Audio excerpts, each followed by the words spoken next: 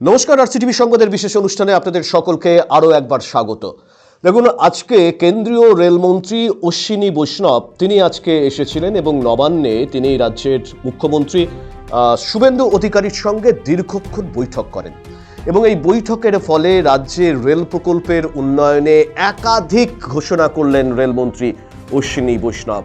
তিনি আজকে আসেন কলকাতা এয়ারপোর্টে, তিনি নামেন এবং সেখান থেকে সরাসরি তিনি নবান্নে আসেন। নবান্নে তার জন্য আগে থেকেই অপেক্ষা করছিলেন মুখ্যমন্ত্রী শুভেন্দু অধিকারী, ছিলেন রাজ্যের চিফ সেক্রেটারি মনোজ আগরওয়াল, একেবারেই মুখ্যমন্ত্রী শুভেন্দু অধিকারীর যে পরামর্শদাতা সুব্রত গুপ্ত এবং রাজ্য পুলিশের শীর্ষ কর্তারা সেখানেই একেবারে আলিঙ্গন করেন রাজ্যের মুখ্যমন্ত্রী অশ্বিনী বৈষ্ণবকে।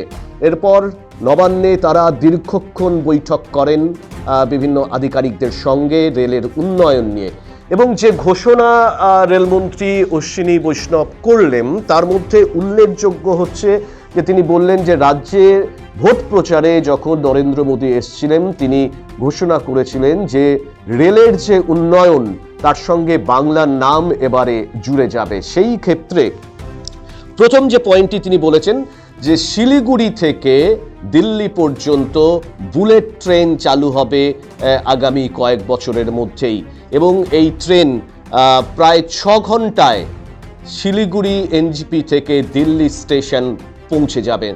অর্থাৎ যে বুলেট ট্রেনের স্বপ্ন কেন্দ্রের প্রধানমন্ত্রী নরেন্দ্র মোদী দেখিয়েছিলেন সেই জায়গায় কিন্তু আমাদের উত্তরবঙ্গের ক্ষেত্রে উত্তরবঙ্গ দীর্ঘদিন ধরে বঞ্চনার তকমা পেয়েছিল। উত্তরবঙ্গকে পূর্বতন রাজ্য সরকারগুলো বাড়তি গুরুত্ব দেয়নি বলে অভিযোগ করছিল, কিন্তু আজকে নবান্নের বৈঠকের শুরুতেই এনজিপি থেকে পাটনা লখনৌ হয়ে সরাসরি দিল্লিতে পৌঁছে যাওয়ার জন্য বুলেট ট্রেনের ঘোষণা করলেন কেন্দ্রীয় রেলমন্ত্রী অশ্বিনী বৈষ্ণব।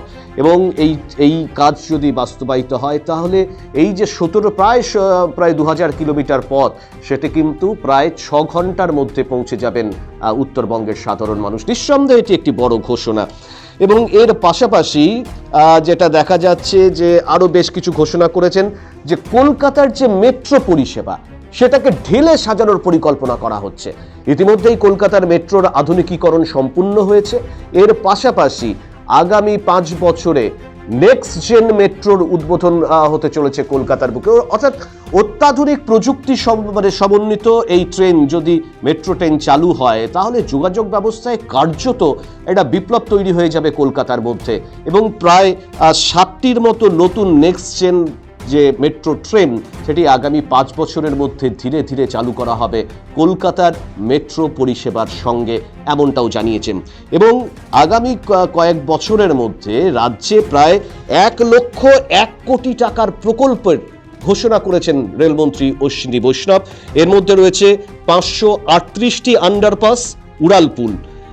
দেখুন, বিভিন্ন জায়গায় যে যানজটের সমস্যা যেটা তৈরি হয় তার জন্য আন্ডারপাস বা উড়ালপুলে যেটা করলে পরে যানজট অনেকটাই কমে যেতে পারে। এবং আপনারা জানেন ইতিমধ্যেই রায়গঞ্জের সাংসদ কার্তিক পাল তিনি জানিয়েছেন তিনি এটা নিয়ে অশ্বিনী বৈষ্ণবের সঙ্গে যোগাযোগ করেছিলেন, চিঠি দিয়েছিলেন এবং রায়গঞ্জেও কিন্তু উড়ালপুল নির্মাণের জন্য ইতিমধ্যেই প্রায় 84 কোটি টাকা বরাদ্দ করেছে রেল মন্ত্রক, যা নিঃসন্দেহে রায়গঞ্জের যানজট সেটা এড়ানোর ক্ষেত্রে গুরুত্বপূর্ণ ভূমিকা নেবে। এই রকম প্রায় 538টি আন্ডারপাস এবং উড়ালপুল তৈরি হতে চলেছে গোটা রাজ্য জুড়ে, এমনটাই জানিয়েছেন। এবং এই যে আন্ডারপাস নির্মাণের জন্য ইতিমধ্যেই 40টি যে এনওসি সেটিও কিন্তু আজকে রেল মন্ত্রকের হাতে তুলে দিয়েছেন মুখ্যমন্ত্রী শুভেন্দু অধিকারী। এবং আগামী দিনে রেলের প্রকল্পের কাজ যাতে কোথাও বাধাপ্রাপ্ত না হয় সেই কারণে বিএসএফকে যেমন রাজ্য সরকার জমি দিয়েছে সেই জমি দেওয়ার কাজও কিন্তু শুরু হবে। এবং যদি কোনো জায়গায় রাজ্য সরকারের কাছে প্রয়োজনীয় জমি না থাকে সেক্ষেত্রেও রেলের প্রকল্পকে ত্বরান্বিত করবার জন্য রাজ্য সরকার জমি কিনে রেল মন্ত্রকের হাতে তুলে দেবেন বলে আজকে জানিয়েছেন মুখ্যমন্ত্রী শুভেন্দু অধিকারী। এবং আজকে পরিষ্কার যিনি রেলমন্ত্রী অশ্বিনী বৈষ্ণব তিনি বলেছেন যে পূর্বতন যে তৃণমূল কংগ্রেস সরকার সেই সরকার রেল মন্ত্রকের সঙ্গে কোনো রকম যোগাযোগ রাখতেন না, কোনো রকম যে সমন্বয় রাখার কথা সেটা একেবারেই বন্ধ হয়ে গিয়েছিল পূর্বতন সরকারের আমলে, যার ফলে রেল প্রকল্পের গতি আটকে গিয়েছিল এই রাজ্যে। নতুন সরকার আসার পর এই রেল প্রকল্পের উন্নয়নে একাধিক যে প্রকল্প সেই প্রকল্প কিন্তু রাজ্যে শুরু হতে চলেছে এবং আগামী 5 বছরের মধ্যে রাজ্যের বিভিন্ন প্রান্তের স্টেশনগুলির জন্য নতুন ট্রেনের কথাও ঘোষণা করেছেন আজকে রেলমন্ত্রী। যদি এই প্রকল্প বাস্তবায়িত হয় আগামী দিনে, তাহলে দেশের অন্যান্য প্রান্তের মতোই রেল ব্যবস্থার ক্ষেত্রে বাংলা যে অনেকটাই সামনের সারিতে এগিয়ে যাবে সেটা বলার কোনো অপেক্ষা রাখে না। यूपीए सरकार जिसमें पूर्वतन मुख्यमंत्री एक अच्छा रोल अदा करती थी अपना, वो सरकार के समय भी मात्र 4,000 करोड़ रुपए रेलवे को मिलते थे बंगाल के लिए, मात्र 4,000 करोड़। आज मोदी जी 14,000 करोड़ रुपए रेलवे के लिए देते हैं बंगाल के डेवलपमेंट के लिए। 14,205 करोड़ रुपीस का बजट है 26-27 के लिए। अनफॉर्चुनेटली अब तक जितना भी प्रयास करे टीएमसी की जो पूर्वतन सरकार थी उसमें काम के लिए परमिशन ही नहीं मिलती थी। भाई परमिशन तो देना दूर, ये हालत थी कुछ काम के लिए तो वो कोर्ट में चले गए थे। अपने कोलकाता मेट्रो का काम चिंगड़ी घाटा, वहां पे छोटा सा पैच, जैसा जैसा कोलकाता पुलिस ने हमको बताया वैसा वैसा हमने उसका डाइवर्जन का पूरा प्लानिंग कर दिया। उसके बावजूद भी परमिशन नहीं दिया। हाई कोर्ट ने डायरेक्शन दिया, हाई कोर्ट के डायरेक्शन को भी टीएमसी की सरकार ने माना नहीं। सुप्रीम कोर्ट गई टीएमसी की सरकार। किस लिए गई सुप्रीम कोर्ट टीएमसी की सरकार? कलकत्ता के निवासियों को मेट्रो का बेनिफिट न मिले, इसके लिए टीएमसी की सरकार सुप्रीम कोर्ट तक गई। ये था उनका काम करने का तरीका, ये था उनका सोचने का तरीका। मैंने पार्लियामेंट में खुल के बोला था कि टीएमसी विकास विरोधी है। আজকে দেখুন আরেকটি বিষয় নিয়ে আলোচনা করি যে ইতিমধ্যেই তৃণমূল কংগ্রেসের যে সাজানো বাগান, সেই সাজানো বাগান কার্যত ভেঙে তছনছ হয়ে গিয়েছে। রাজ্যে বিধানসভায় 80 জন তৃণমূল কংগ্রেসের বিধায়কের মধ্যে প্রায় 60 জন তৃণমূল কংগ্রেসের যে নতুন ব্লক অর্থাৎ ঋতব্রত বন্দ্যোপাধ্যায় এবং সন্দীপন সাহার নেতৃত্বে যে নতুন তৃণমূল ব্লক তৈরি হয়েছে সেখানে তারা যোগ দিয়েছে। বিরোধী দলনেতা হিসাবে নির্বাচিত হয়েছেন ঋতব্রত বন্দ্যোপাধ্যায়, যদিও অভিষেক বন্দ্যোপাধ্যায়ের পাঠানো চিঠিতে মুখ্যমন্ত্রীর সম্মতিতে এই পদ পাওয়ার কথা ছিল বর্ষিয়ান বিধায়ক তৃণমূল কংগ্রেসের শোভনদেব চট্টোপাধ্যায়ের, কিন্তু কার্যত অভিষেক বন্দ্যোপাধ্যায়কে ব্যাকসাইডে রেখে তৃণমূল নেত্রী মমতা বন্দ্যোপাধ্যায়ের নির্দেশকে উপেক্ষা করে ঋতব্রত বন্দ্যোপাধ্যায়ের নেতৃত্বে যে তৃণমূল কংগ্রেসের নতুন ব্লক তারা রাজ্যে আলাদাভাবে চলার কিন্তু ঘোষণা ইতিমধ্যেই করে দিয়েছেন এবং তারা যে কালীঘাটের দখলদারি আর মানছেন না সেই বিষয়টিও কিন্তু স্পষ্ট করে দিয়েছেন ঋতব্রত বন্দ্যোপাধ্যায়। এ তো গেল রাজ্য বিধানসভার কথা। এখনো পর্যন্ত দিল্লিতে রাজ্যসভা এবং লোকসভা মিলিয়ে তৃণমূল কংগ্রেসের সাংসদের সংখ্যা প্রায় 41 জন। কান পাতলে যেটা শোনা যাচ্ছে যে এই যে নতুন ব্লকের সংক্রমণ, সেই সংক্রমণের আঁচ কিন্তু পৌঁছে গিয়েছে দিল্লির বুকেও। যেটা জানা যাচ্ছে যে আপনারা জানেন যে এই লোকসভা নির্বাচনের পর কাকলি ঘোষ দস্তিদারকে মুখ্য সচেতক পদ থেকে সরিয়ে দেন দলনেত্রী মমতা বন্দ্যোপাধ্যায়। তার জায়গায় নিয়ে আসা হয়েছিল দলের আইনজীবী কল্যাণ বন্দ্যোপাধ্যায়কে। এরপরেই কিন্তু সোশ্যাল মিডিয়ায় নিজের ক্ষোভ ব্যক্ত করেন কাকলি ঘোষ দস্তিদার এবং তিনি তার যে তিনি যে অঞ্চল থেকে নির্বাচিত হয়েছেন সেখানকার সমস্ত দলীয় পদ থেকে ইস্তফা দেন, ইঙ্গিতপূর্ণ মন্তব্য করেন। তার ছেলেও সোশ্যাল মিডিয়াতে ইঙ্গিতপূর্ণ মন্তব্য করেন এবং তারপরেই যেটা দেখা গেল যে কাকলি ঘোষ দস্তিদার সাংসদের তার নিরাপত্তা কিন্তু বাড়িয়ে দিল কেন্দ্রীয় সরকার। ফলে কোথাও কি একটা যোগসাজশ হচ্ছে, মানে এই যে রাজ্য বিধানসভার যে চালচিত্র সেটাই কি রিপিট হতে যাচ্ছে দিল্লির রাজনীতিতে? অর্থাৎ দিল্লির বুকেও কি ক্রমশ অপ্রাসঙ্গিক হয়ে পড়ছেন তৃণমূল নেত্রী মমতা বন্দ্যোপাধ্যায়? যেটা জানা যাচ্ছে যে ইতিমধ্যেই প্রায় 20 জন সাংসদ কাকলি ঘোষ দস্তিদারের সঙ্গে যোগাযোগ করেছেন। তারা তৃণমূল কংগ্রেসের যে নতুন ব্লক সেই নতুন ব্লকে তারা যোগ দেবেন এবং অভিষেক বন্দ্যোপাধ্যায়ের নেতৃত্ব থেকে তারা সরে যেতে চাইছেন। অভিষেক বন্দ্যোপাধ্যায় এই যে নির্বাচনী ভরাডুবি পরাজয়, তার পেছনে মূল কাণ্ডারি হিসাবে তারা কিন্তু দোষারোপ করছেন অভিষেক বন্দ্যোপাধ্যায়ের দিকে। এবং দেখুন আজকে এই যে 20 জন যদি চলে যায় তাহলে কার্যত নতুন ব্লক কিন্তু তৈরি হবে তৃণমূল কংগ্রেসের এবং সেখানেও কিন্তু কার্যত দলের যে হ্রাস, দিল্লির রাজনীতিতে সেই দলের হ্রাসও কিন্তু আলগা হয়ে যাবে তৃণমূল কংগ্রেসের সর্বভারতীয় সাধারণ সম্পাদক অভিষেক বন্দ্যোপাধ্যায় এবং তৃণমূল সুপ্রিমো মমতা বন্দ্যোপাধ্যায়ের কাছে। এবং এই পরিস্থিতি সামাল দিতে তড়িঘড়ি করে নতুন কমিটি করা হয়েছে। অর্থাৎ একদিকে দলের চাপ, যে সবার ক্ষোভের আগুন অভিষেক বন্দ্যোপাধ্যায়ের দিকে, সেই অভিষেক বন্দ্যোপাধ্যায়ের ডানা কার্যত কিছুটা ছাড়তে বাধ্য হলেন তৃণমূল নেত্রী মমতা বন্দ্যোপাধ্যায়। দলের সর্বভারতীয় সাধারণ সম্পাদক পদে তার সঙ্গে জুড়ে দেওয়া হলো রাজ্যসভার সাংসদ ডেরেক ওব্রায়ান এবং দোলা সেনকে। অর্থাৎ এখন থেকে 3 জন সর্বভারতীয় সাধারণ সম্পাদক হিসাবেই তারা কাজ করবেন। পাশাপাশি রাজ্যের ক্ষেত্রে রাজ্য সভাপতি সুব্রত বক্সী দীর্ঘদিনের মমতা বন্দ্যোপাধ্যায়ের অনুগামী, তাকেও সরিয়ে দিয়ে চন্দ্রিমা ভট্টাচার্যকে করা হলো। অর্থাৎ এই যে রদবদলটা করা হলো, এই রদবদলের ফলে তৃণমূল কংগ্রেস কি ঘর ভাঙাটা আটকাতে পারবে? এই যে বারংবার বলা হচ্ছে না যে খেলা ভাঙার খেলা, এই যে তৃণমূল কংগ্রেস ভাঙানোর কাজ হচ্ছে, খেলা ভাঙানোর খেলার মতো একটা চলছে। অবশ্য বিরোধীরা বলছে তো তৃণমূল কংগ্রেসের এটা হওয়ারই ছিল, কারণ গোটা রাজ্যে কার্যত বিরোধী শূন্য রাজনীতি করার প্রবক্তা অবশ্যই তৃণমূল সুপ্রিমো মমতা বন্দ্যোপাধ্যায়। রাজ্যের যেখানে যেখানে মুষ্টিমেয় কয়েকটি জায়গায় বিরোধী দল ক্ষমতায় ছিল, সেটা পঞ্চায়েত হোক, পৌরসভা হোক, জেলা পরিষদ হোক, সমস্ত জায়গা থেকে দল ভাগিয়ে কার্যত গোটা রাজ্য রাজনীতিকে বিরোধী শূন্য করবার মুখ্য প্রবক্তা প্রাক্তন মুখ্যমন্ত্রী মমতা বন্দ্যোপাধ্যায় এবং দলের সাধারণ সম্পাদক অভিষেক বন্দ্যোপাধ্যায়।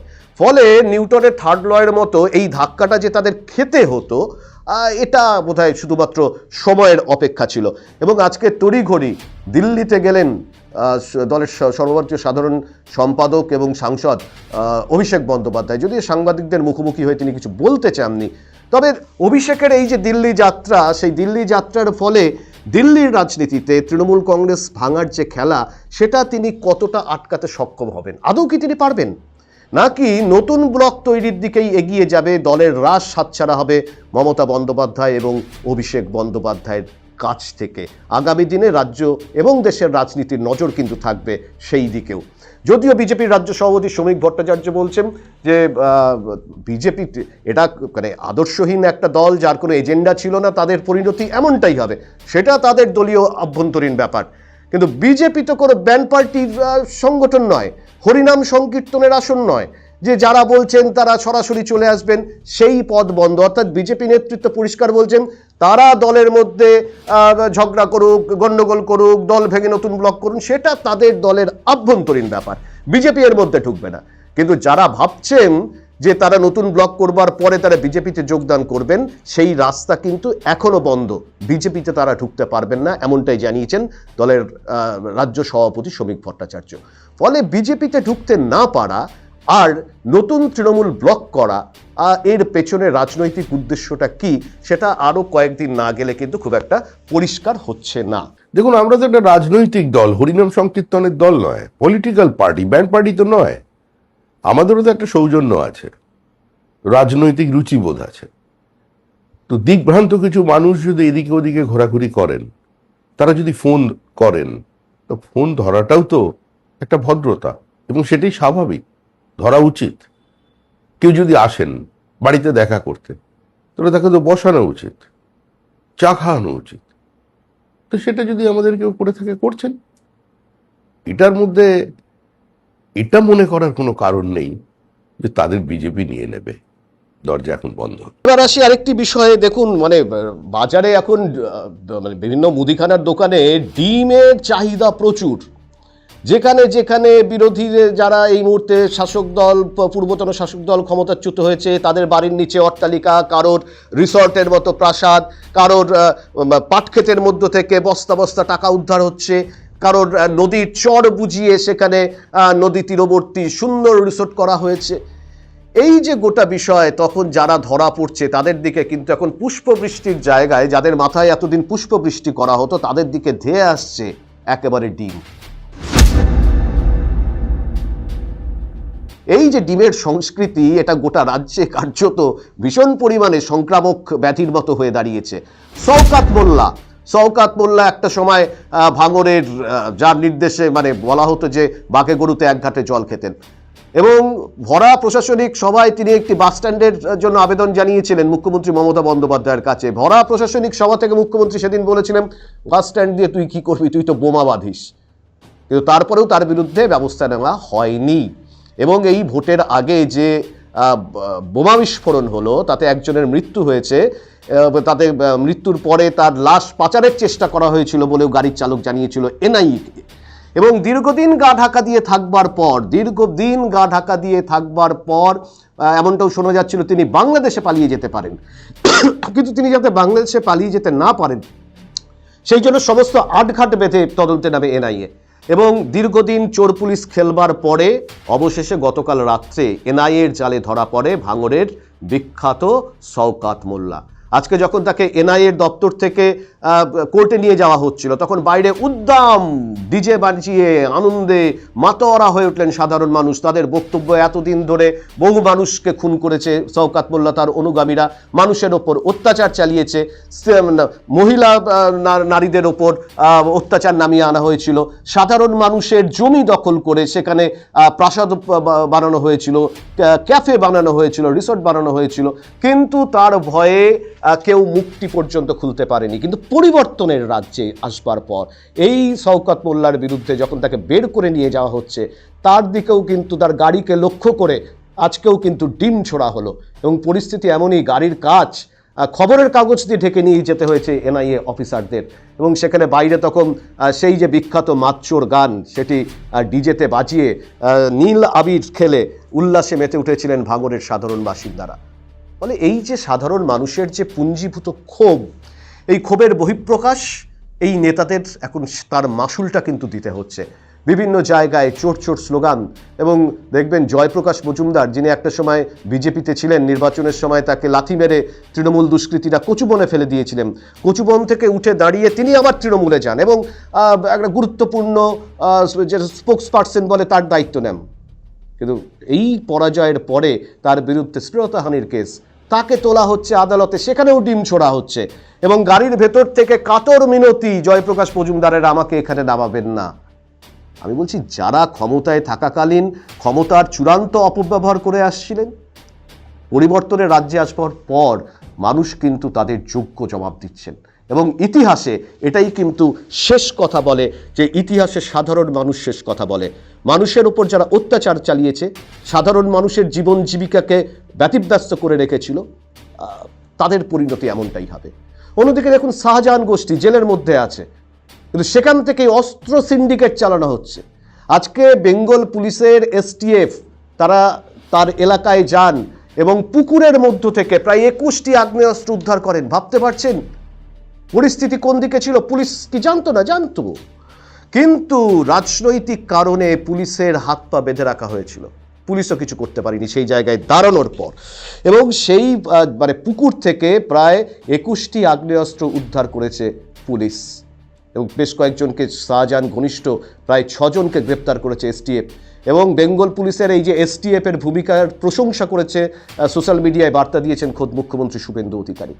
এই যে দিকে দিকে এত অনাচার, এত দুর্নীতি, সাধারণ মানুষকে হেনস্থা করার ঘটনা, এটা মানুষ যোগ্য জবাব দিচ্ছেন। মানুষের যে পুঞ্জীভূত ক্ষোভ সেটার বহিঃপ্রকাশ পাচ্ছে কিন্তু এই মুহূর্তে দিকে দিকে। শুধু তাই, আপনি চলে যান নিউ আলিপুরে, বিশ্বাস ব্রাদার্স, তাদের বিরুদ্ধে অভিযোগ, তাদেরকেও ডিম ছোড়া হচ্ছে।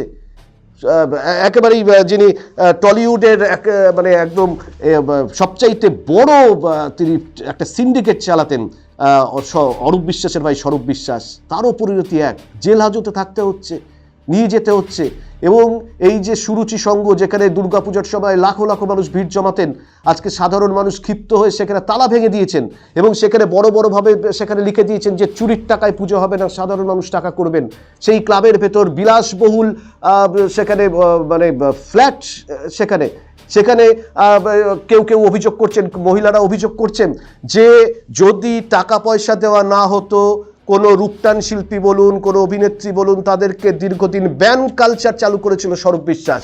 এবং হয় টাকা, না হয় রাতের বিছানায় শয্যাসঙ্গী হবার মতো কুপ্রস্তাব দিতেন স্বরূপ বিশ্বাস। দিনের পর দিন এই সিন্ডিকেট চলেছে টলিউডের বুকে। তাকেও কিন্তু সাধারণ মানুষের ক্ষোভের মুখে পড়তে হচ্ছে এবং সেই ডিম কালচার, ডিম তাদের উদ্দেশ্যেও ছুটছে। ফলে ইতিহাস যেটা বলে যে ক্ষমতায় থাকাকালীন যদি ক্ষমতার অপব্যবহার করে সাধারণ মানুষের নৈতিক অধিকার, সাধারণ মানুষের বেঁচে থাকার অধিকার কেড়ে নেওয়া হয়, যদি একটা অরাজক পরিস্থিতি তৈরি করা হয়, মানুষ যেদিন সমবেত হবে, মানুষ যেদিন ঐক্যবদ্ধ হবে, যেদিন জনরোষ আছড়ে পড়বে, সেদিন এই প্রভাবশালীরা, একদা প্রভাবশালীরা, দুর্নীতিগ্রস্তরা কোথাও কোনো দিন ছাড় পাবে না। ইতিহাস এটা বারবার প্রমাণ রেখেছে এবং এই পশ্চিমবঙ্গের বুকে রাজনৈতিক পালাবদলের পরে এই সত্য যেন আরও সামনে উঠে আসছে। আপনারা সকলে ভালো থাকুন, সুস্থ থাকুন, দেখতে থাকুন RCTV সংবাদের বিশেষ এই অনুষ্ঠান। শুভরাত্রি, নমস্কার।